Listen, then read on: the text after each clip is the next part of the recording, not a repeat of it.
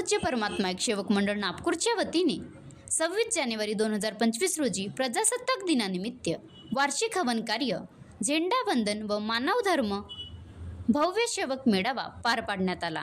महांत्यागी बाबा जुमदेवजी यांनी एका भगवंताची प्राप्ती करून भगवान बाबा हनुमानजी यांच्या आदेशानुसार आपल्या भाषणातून अंधश्रद्धा निर्मूलन व वाईट व्यसनापासून मानवाला जीवनात मागे आणणारी वाईट व्यसने बंद करून मानवाचा सुखी संसार व्हावा यासाठी महांत्यागी बाबा जुमदेवजी यांनी एका भगवंताची ओळख करून दिली। त्यामुळे भगवंत कृपेमुळे मानवाची जनजागृती होऊन लाखोच्या संख्येने सेवक या ठिकाणी येतात व भव्य सेवक मेळाव्याचा आनंद घेत असतात।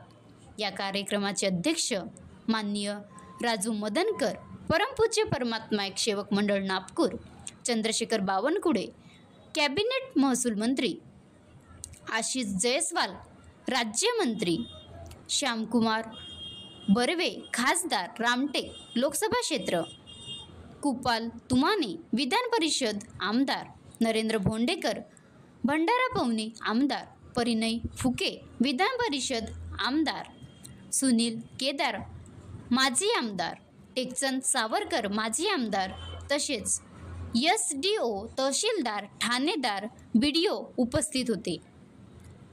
महाराष्ट्र लाईव्ह न्यूज बंडू बैरागडे, तालुका प्रतिनिधी मौदा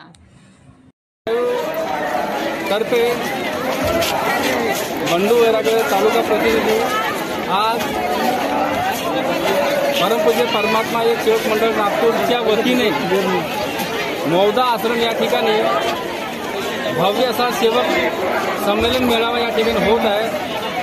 तर या सेवक संमेलन मेळाव्यामध्ये लाखोने इथे सेवक बंधू आणि भगिनी इथे उपस्थित झालेले आहेत। महाराष्ट्र लाईव्हच्या वतीने इथे येणाऱ्या सेवक आणि सेवकिनी आणि बालगोपाल यांना प्रजादिना निमित्त तसे झेंडावंदन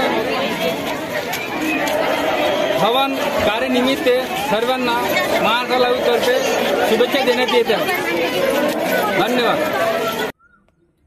बनवा व्हिडिओ, पाठवा व्हिडिओ, आम्ही तुमच्या न्याय व हक्कासाठी लढा देऊ।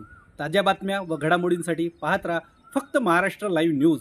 आजच आमच्या चॅनलला सबस्क्राईब करा, शेअर करा, कमेंट करा आणि हो, बेल आयकॉन दबायला विसरू नका। जय महाराष्ट्र।